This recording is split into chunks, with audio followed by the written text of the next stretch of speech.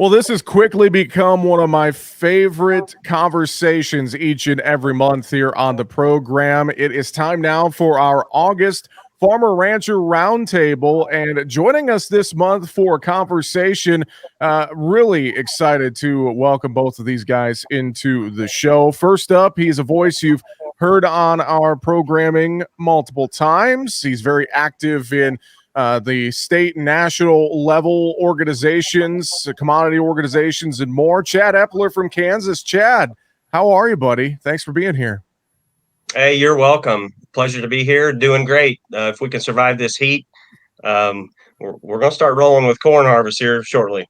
Yeah, it's been pretty hot. I know, getting up there into the plain states here the last couple of weeks. So I'm sure that's given a little bit of a pop to that corn crop, though, to help finish it off and get you close to the finish line, right, Chad? Yeah, we're really close. I mean, we were talking yesterday, maybe 4 or 5 days is where we're at. Some of that shorter season stuff will be ready. We actually had some neighbors try yesterday, and they were looking at about 20% moisture. So, I mean, it's really close, and it's crazy to think that here we are, first part of August, and it's corn harvest time. Yeah, crazy. And I know that's something that's a little more normal for folks down in the Delta. Joining us as well, our other guest, and it's someone I got to meet a few weeks ago at Corn Congress. We got to break some bread eat pizza together. Matt Poe from Mississippi. Matt, thanks for being here with us. How are you? I'm great. Thank you for having me. How's things going down in your neck of the woods as far as crop development and more? How's things looking here as we get into August, Matt? So we caught a pretty bad dry spell around late June, early July. My corn crop did, and we lost some yield with that little stretch. But we caught a lot of rains here lately. We're not going to have as many kernels as we wanted, but we're going to have some nice, big, pretty kernels. They filled out right there at the end, so we're coming along. Beans are pretty dang good. I mean, they're strong. And cotton, pretty good on cotton. We got a little dry, and then we had those cloudy days, but all three are looking pretty good. We're pleased. I know. I was going to say, you got a pretty diversified operation down there in Mississippi, multiple different crops. And I know that's always an interesting kind of growing season for you when it comes to corn, beans, and cotton, isn't it, Matt?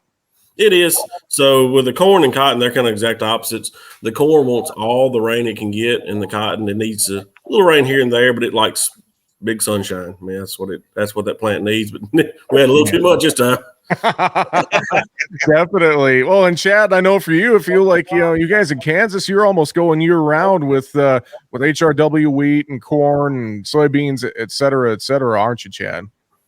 Yeah, we actually about 5 years ago, our area really switched over to soft wheat, and so we're planting mostly soft wheat now. And of course, the yields, you can push those yields pretty well, but really where the money seems to be made the last 3-4 years is in the double crop beans. So you get, let's say you get 90 bushel wheat and come back with, 45, 50 bushel double crop beans. Man, that's a really nice check. If we have commodity prices, help us out, but still it's really nice to be able to produce what we do, especially because of the rainfall situation. I mean, we're 45 inches a year, and we get half of it. Like this year, we got half of it at the end of April. Like, okay, can we not spread this out just a little bit? Matt, you need some more, we'll send you some then, but then bring us some more later.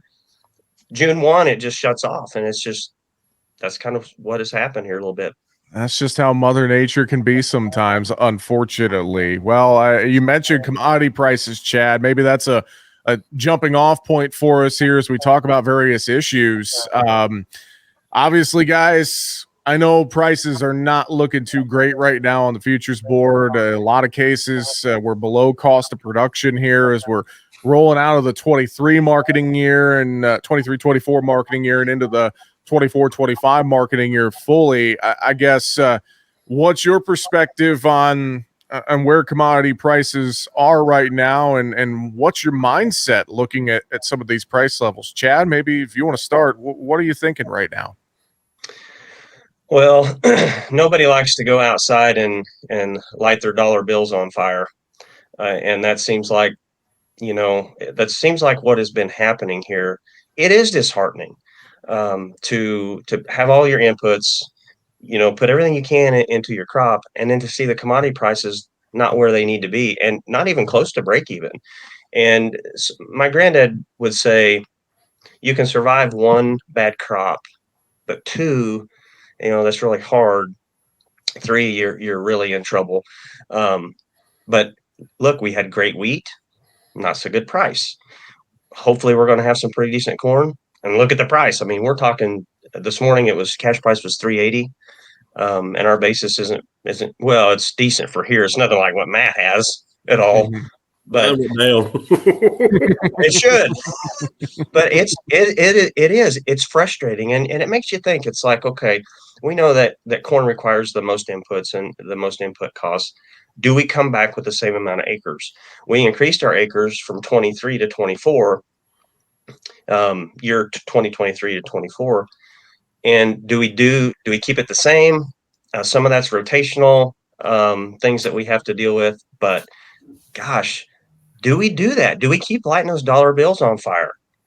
However, my dad did say, son, if we as farmers are the limiting factor, then it is our fault. So do everything you can. Mother Nature's going to be what it is. The market's going to be what it is. But we can't be, as a farmer, can't be the limiting factor. So we keep pushing and keep trying and keep hoping for the best. But I'd like to think it's going to turn around sometime. Yeah, hopefully it does. Well, and Matt, I mean, for you, your perspective being in the Delta and kind of mentioned it there. I mean, there's a lot of differences when it comes to basis and things like that, from Kansas to Mississippi, obviously. What's your perspective on just where commodity prices are at right now and how that looks for your bottom line? Well, we're actually kind of in the hills part of the Delta. We're right outside the Delta, but all my grains gets hauled to the Delta, so it's a lot of all the same up here. So kind of building off what Chad said. I mean, when you're talking about the American farmer, that's if you're gonna make a bet on the American farmer. We can get down and we can get tight when we have to, and we can make something happen. But it is very disheartening. It's a gut punch when we work so hard and input costs are not coming down. They're staying up there. Fertilize, yeah, slid down a little bit. Seed costs are still up. I mean, just because soybeans went to $10.50 doesn't mean the seed costs went down any. They still up there too. So cottonseed dang near $600 a bag. I mean, it's just a gut punch all the way around. But yeah, we're going to get through it. We always do. We find a way to get tight on our numbers, and we do find a way. And like you say, the corn is going to be sold on basis right now. We need a good strong basis in our area. My state, a lot of ours goes to poultry houses, and poultry houses have a high demand, so we get a decent basis. They cut it, I think, like 25 cents the other day. They said, "Why are we giving high dollar for corn when we can get it for?" The guy that I heard 350, 375 coming November, December. I mean, it's why give a lot for it now when you can get it for cheaper later. Yeah. Do you guys How does your marketing change in a low price environment? Do you have to be more of a smart marketer and use more tools, futures and options, things like that in the toolbox? I mean, how does your mindset change in a low price environment, Matt? We just kind of check our options where I might just call one place and just go with it. Now I'm gonna call a couple different ones and just try to maximize what little profit I can get out of it. The cotton, we'll hold the cotton until next year. We'll get the loan amount out of it, and then we'll hold off and get the equity come whenever we see the price jump up a little bit. Sometimes that bites you in the butt. This year, it can't bite hard. I mean, it ain't much left down there to bite on. And corn, we'll try to ride it as long as we can. Beans the same way. It's bad. It's tough. It is tough. It's a tough conversation to have. Chad, how about you? I mean, how does your mindset change? Well, we're in a unique situation, and specifically our farm. We don't have any on the farm storage, and I know that people that's listening, they might say, "Oh my gosh, how do you make it? How do you market? How do you able to move down the line here with what you're trying to do, well, our option is a local elevator, is what it is. And so we have to really start thinking about maybe putting together some different types of contracts and not put all the eggs in one basket. I know we're talking about basis contract for corn, but we want to get in the field and see what we're going to have before we do much of that stuff. So we are limited when we roll across a scale. I mean, that's our option is you store it or it goes to contract. That's the option that we have. There are people here with bins, quite a few. We just don't. And I think my dad and my uncle had some experiences younger dealing with some bins that maybe weren't up to par, and so that left a sour taste in their mouth. And so it really limits us. And then trying to work on options and figure out is that going to pay? Is it not going to pay? Those are conversations that sometimes are really hard to have at our roundtable. Well, we are joined here for the August Farmer Roundtable this month with Chad Epler from Kansas, Matt Poe from Mississippi. So we think about commodity prices at low levels, things like that. Well, let's turn our attention to some policy-related issues, and particularly the Farm Bill, lack of a Farm Bill, no movement done before the August recess, a lot of concern that we're going to have another extension, and then what does this look like, for Farm Bill prospects, either in a lame duck or most likely next year now? And you think about this, we're 6 years into a 5-year Farm Bill at this point. Reference prices, crop insurance, a lot of support levels are at levels that, and quite frankly, just don't work for today's environment. So I guess, what are your perspectives on this Farm Bill situation and what needs to be done here? Chad, your thoughts on this Farm Bill outlook right now? I'm like Matt and probably everybody else. Let's get this thing done, and whatever it's going to take. And we know we understand that where we're at right now. It's election year. They're limited on how many days they're going to be in Congress and be in session, and they're back campaigning at home. And so we just want it done. We want people to come together. It doesn't matter Republican, Democrat, Independent. It doesn't matter what you are. Come together, because we feed the world. Farmers feed the world. And gosh, there's such few numbers out there. And I would love to take Matt, myself, Jesse, maybe you're involved too. The three of us go and say, hey, we're going to put it together, folks. We're going to let us do it. If you're not going to do it, let us do it. I mean, that's just, I don't know. I mean, it is frustrating. We're kicking the can down the road, and next thing you know, we're going to have an extension, but with a change of administration, no matter who wins, you're going to have, I see another scenario coming up next year. Unfortunately, that's just my own opinion. It's nobody else's opinion, but we got to get it moved. We got to get it done right now. Yeah, I agree. Matt, what are your thoughts and perspective on this Farm Bill situation right now? It touches everything we do. I know Chad's on farm credit. He's involved in farm. I'm involved in farm credit. Touches that. Our insurance. I mean, it's everything we do is touched into that, and it's time to get something done with it. I know there's a lot of good people up there working on it, and there has been some movement with it. We started going up there, so I'm active in NCGA and I'm active in Farm Bureau, and we've been going up there for 2-3 years now, just trying to get our input in on it, and we'll get there. I mean, it'll get there eventually, but sooner the better. I mean, it's time. I know personally they put the extensions in, but they overlooked the limitations on some of the payment programs, and that's hit some of our local farmers in the butt, that they've hit limits on some of their stuff because even though the program got extended, they didn't extend the limit or didn't reset the limit. So some people that would have a budgeted some program money in, there's no money to get because they're at it. Well, and I know that a lot of the sticking point, it sounds like it's kind of that same old situation we have every year, and this has only grown and grown as the monetary value of the Farm Bill has grown, but it's it seems like it's always ag versus nutrition versus the SNAP provisions. And when the SNAP, provisions are making up over 3/4 of the farm bill, I know that just continues to be a lot of the roadblock here, so to speak. Am I right in saying that? Is that how you guys believe as well? Yep. Yeah. My wife and I were just talking about this last night, that, how big the farm bill is, and it's called a farm bill, but, a lot of that's going to nutrition programs, and those things are important. They absolutely are, and they have a place. And so we were talking about how inflation, has driven the cost of everything up. Well, obviously the farm bill, we're talking, it's costing a lot of money to get these programs taken care of. So what needs to go? And so Matt and I are sitting here, and we've been on the Hill and trying to make folks understand crop insurance. Without crop insurance, it's really going to it makes it really hard on us when you have those years.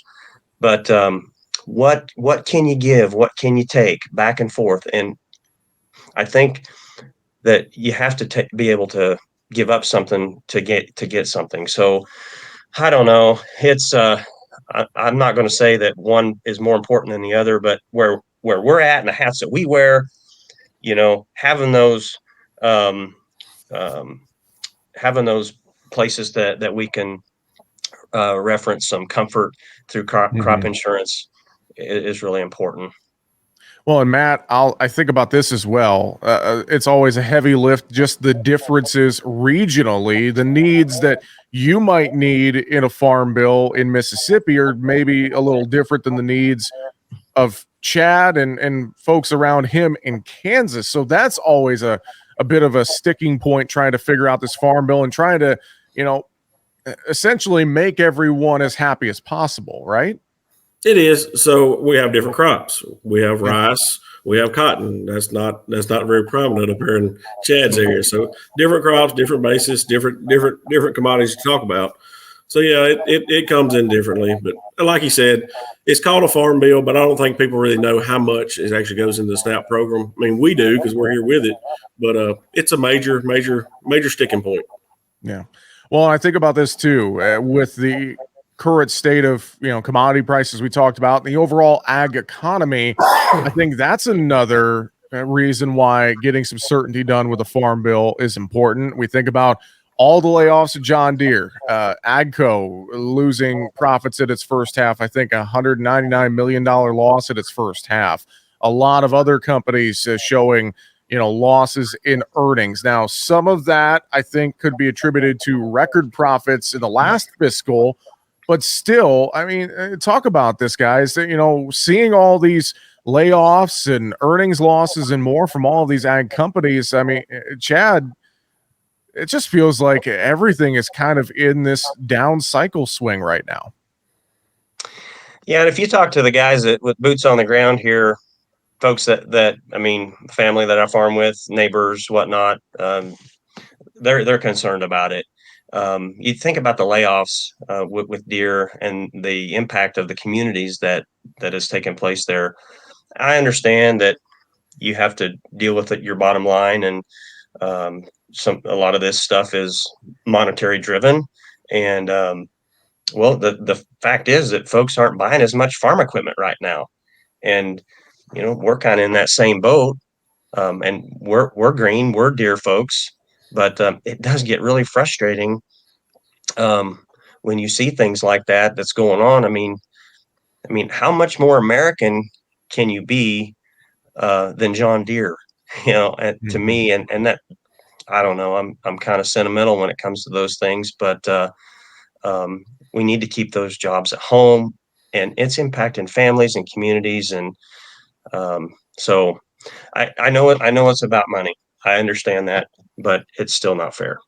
Yeah. Matt, your perspective on some of this downturn in the broader ag economy right now.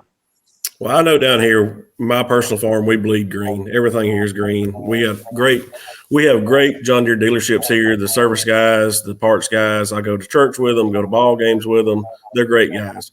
On the corporate end, big John Deere, I just wish they would care. I wish they'd put more time and effort into us as they do their stockholders. We are John Deere's us. I mean, that's American pride, and it's not what it used to be. I mean, I don't like seeing the jobs going to Mexico. I want to see them stay here. I know they probably hired some more people in the 2021 when things are kind of wrapping up, and they're probably having to settle back out now. I understand that, but I mean, take pride in your company, take pride in the name you have, and take care of the American farmer. We've been here for y'all. Y'all be here for us. And I heard I was watching something on TV and it really bothered me.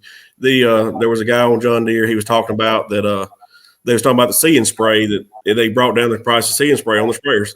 That's all well and good, but he completely missed the point. I'm not buying a new sprayer. I'm not buying See and Spray. I can't afford it. I don't need it. What I need help on is plows, bearings, just your everyday parts. If they could help me there, that would help me more than anything else, because that's the stuff I buy on day to day, and that's my bottom line that just keeps on coming up. I don't need help on a new tractor right now. I'm not buying one. I'm not upgrading anything because I can't afford to. Help me on the level that I need help, not what y'all are trying to do. And I think your sentiment there is a great, perspective, and thinking about, okay, a lot of dealership lots pretty full right now because you guys aren't wanting to upgrade in this environment right now, right? Chad? Right. Yeah, that's absolutely correct. I think about Heritage Tractor in Pittsburgh, what their lot looks like right now, and when you have a really big farmer that goes in there and trades, every year, every 2 years, and 3 combines, 3 sprayers, and then there they sit. And so now what? And like Matt was talking about, that we wish that Deere would think about us, the farmers, more than their stakeholders. Well, the way I see it, gosh, I think we're a stakeholder and pretty darn important one, and we should be taken care of. So yeah, the mechanics, the local folks, all of those people, the store managers, the salespeople that we deal with every single day, they are outstanding. It's just when you get above that, the corporate, it's disappointing. I guess that's the word for me. It's really disappointing. We're talking for our August Farmer Rancher Roundtable with Matt Poe from Mississippi, Chad Epler from Kansas. Gentlemen, I want to talk to you a little bit about sustainable aviation fuel and carbon programs as well before we run out of time here this month. And I know SAF, of course, so much opportunity there with sustainable aviation fuel. A lot of folks have talked about it being kind of the next ethanol boom, so to speak. And Chad, I know you do a lot of work on this at the state and national level, and I know Matt does too. I mean, what are some of the prospects for SAF right now? What's your feeling on the trajectory of where this is going, especially as we wait for this 45Z tax credit to be unveiled from Treasury? Yeah, so how I see it is I see a huge carrot dangled in front, and I'm within reach, and I can almost just get a hold of it, but it keeps moving further away. And the reason it gets moved further away is because of government issues, whether it's 40B, 45Z, these requirements that airlines need to have. They just keep moving it back. And so I understand tax credits, airlines, that they need that tax credit. They want that tax credit, and they want to make sure that what we're doing here is sustainable, and what we do on our farm is, doing the right thing and spraying the right thing and raising the right stuff. And well, to me, what they have done here with the 40B tax credit is they're wanting to bundle all these practices together and put them all together. No-till, enhanced efficiency fertilizers, cover crops. Well, I can tell you, we do no-till, mostly no-till, not all, but mostly. But cover crops, they don't work here.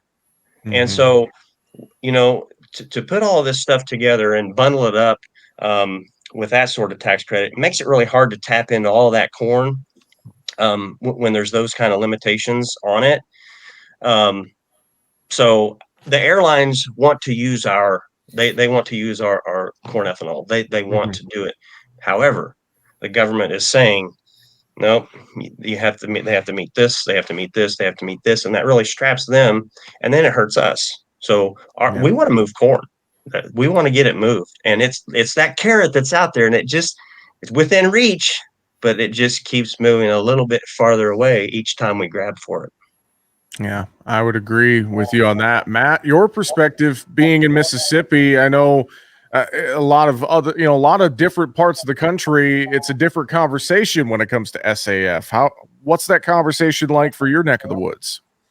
So here it doesn't play as big a role because we don't have ethanol like other areas do, but it is the demand. That's what we need to take care of. We have all this corn out there nationally. We need somewhere for it to go, and that's just another good use for it. Like ethanol was years ago, we need the SAF to come in there and eat up this surplus of corn we have, and that'll bring everybody's prices up. Mississippi, Iowa, Illinois, it'll bring everybody's up. That's the whole point of it, is just increasing demand, using our product somewhere. Yep. I know in terms of climate smart ag practices, that's all kind of roped into this whole conversation, and carbon programs and more, et cetera. And I've heard chatter from plenty of folks on social media in particular saying, I don't have time for this, et cetera, on my farm. What would you guys say to that, though? I know a lot of farmers, and you guys mentioned you guys do some, already do many of these practices, but there's some folks who don't, and they say that I don't have time for this. They say nonsense or whatever. I mean, what would you guys say to that, Chad? Well, I think to toot our own horn here a little bit, the American farmer, that is, we are stewards of the land, and we take care of the land. So if the soil isn't healthy, and if the soil isn't being able to produce what we need, it's going to hurt. It's going to hurt our pocketbook at the end of the day. So we need to make sure that what's going in the soil is good for it, that we put on top of, whether it's spray or whether we're putting nitrogen in the ground, whatever we're doing, that we're doing it the right way, because we need to make sure that we are raising as good and healthy and clean crops as we possibly can. And for folks to maybe suggest that we don't do those things just because we're not using cover crops, or just because we're not using a specific type of fertilizer, when they say that, we're not climate smart, well, I kind of take a little bit of offense to that, because gosh, we really do. We do that every day. We're always thinking about how we can make that soil better and how we can make what we grow better. So, and I think the American farmer does an outstanding job of that anyway. Yeah. Matt, your thoughts on that? Ditto. I mean, the soil is our engine behind our farms. That's it. I mean, that's topsoil. We want to keep it on the farm. I want my farm to be here. My granddad and my dad had it here for me. I want it here for my kids if they want it. And the soil is a driving factor. We want healthy soil. We want to keep it in the field. I don't want erosion. And people who think otherwise are just wrong. I mean, that's what we're here for. We use the cover crops. We use the nitrogen stabilizers. And I mean, I think a lot of that stuff is really good and should be there, but I just wish we get credit for what we do sometimes.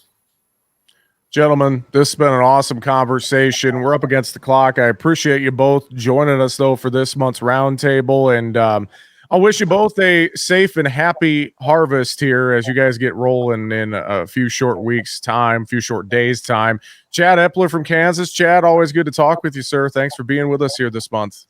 Jesse, appreciate it. Fun as always. And Matt Poe from Mississippi, good to talk with you, and look forward to having you back on the program as well again in the future. Thank you. It was a blast. I really appreciate the opportunity. And that's going to do it for our August Farmer Rancher Roundtable. I'm Jesse Allen.